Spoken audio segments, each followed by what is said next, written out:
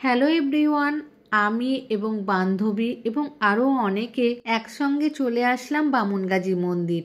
তার কারণ এই যে আমার বান্ধবীটাকে দেখছো, এর বরের মানসিক শোধ করার জন্য। এই যে ঠাকুরগুলো দেখছো, এই ঠাকুরগুলো কিন্তু বিক্রি হয়।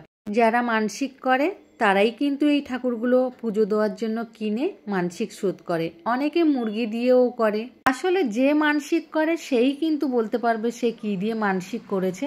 আমার যে এই বান্ধবীকে দেখছো, এই বান্ধবীর বরের মানসিকটা ছিল কিন্তু মুরগি দিয়ে। এই দেখো মুরগিটার পা বেঁধে দিল। এইভাবেই ওরা নিয়ে যাবে ঘাটে স্নান করানোর জন্য। তো চলো তোমাদেরকে স্নান করানোটা দেখাই। মন্দিরের পাশেই দেখলাম একটা পুকুর। তো ওই পুকুরেই সবাই দেখলাম মুরগিকে স্নান করাচ্ছে, কেউ বাচ্চাকে স্নান করাচ্ছে, কেউ নিজে স্নান করছে। তো আমার বান্ধবীর বর ওখানে চলে গেল মুরগিটাকে নিয়ে, মুরগিটাকে স্নান করানোর জন্য। মুরগিটাকে স্নান করানো হয়ে গেল। এবার এরা মুরগিটাকে নিয়ে মন্দিরে বামুন ঠাকুরের কাছে দিয়ে দেবে। এগুলো সব ডালা দোকান, এখান থেকে আমরা ডালা কিনলাম। অন্যান্য মন্দিরের মতো এখানেও ভীষণ রেস্ট্রিকশান, কোনো ক্যামেরা করতে দেবে না, কোনো ভিডিও করতে দেবে না। তাই জন্য আমি তোমাদেরকে ঠাকুরের ভিডিও দেখাতে পারলাম না।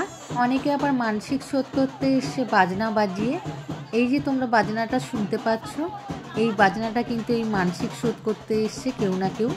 বাজনাটা বাজছে মন্দিরের ভিতর, তাই জন্য বাজনাটা আর দেখাতে পারলাম না। পুজো দেওয়া হয়ে যেতে আমরা সোজা চলে আসলাম গাড়িতে বসে আমরা খাওয়া দাওয়া করলাম। বাড়ি থেকেই আমার বান্ধবী এক হাঁড়ি ঘুগনি বানিয়ে নিয়ে এসেছিল। এই দেখো, এক হাঁড়ি ঘুগনি, সঙ্গে ছিল এই বস্তাটায় এই যে দেখছো মুড়ি। আমি এখানে একটা জিনিস লক্ষ্য করলাম, এখানে খাওয়ার মধ্যে কিন্তু বিশেষ কিছু খাওয়ার দোকান নেই, শুধু মিষ্টি দোকানই বেশিরভাগ দেখলাম। আর আছে ঘুগনি মুড়ি, আর কিছু অল্প পরোটা বিক্রি হচ্ছে, তাতে আবার মাছি ভন ভন করে বসছে। আর এখানকার ঘুগনি আমি দেখলাম কালার দেওয়া, কিন্তু গাঢ়, তাতে আবার মাছিও বসছে। এই ঘুগনির দাম কিন্তু খুবই কম, 1 কিলো 20 টাকা। তার মানে বুঝতেই পারছো এটা কি ধরনের ঘুগনি হতে পারে। খাওয়া দাওয়ার পরে আমি চলে আসলাম একটু কেনাকাটা করতে।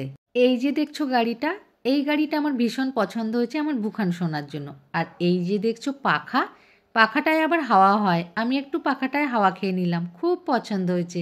এটা নিলাম আমার নিজের জন্য। আর নিলাম এই ব্যাগটা ছিল খুব সুন্দর, আমার ভীষণ পছন্দ হয়েছে, ভীষণ কিউট। এই ব্যাগটা কিন্তু আমার নিজের জন্য নেইনি, আমি নিলাম এই স্নিগ্ধা রানীর জন্য। ও খুব খুশি ব্যাগটা পেয়ে, ওর খুব পছন্দ হয়েছে। বাচ্চারা তো এরকম ব্যাগই খুবই পছন্দ করে, আর ও ভীষণ খুশি ব্যাগটা পেয়ে।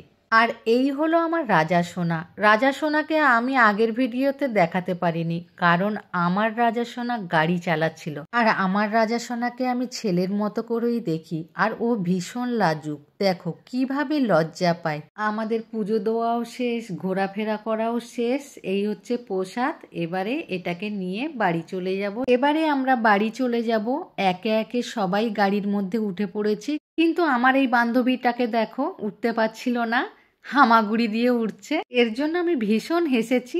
আজকের মতো এইটুকুই, পরের ভিডিওতে আবার দেখা হচ্ছে। Tata, bye bye.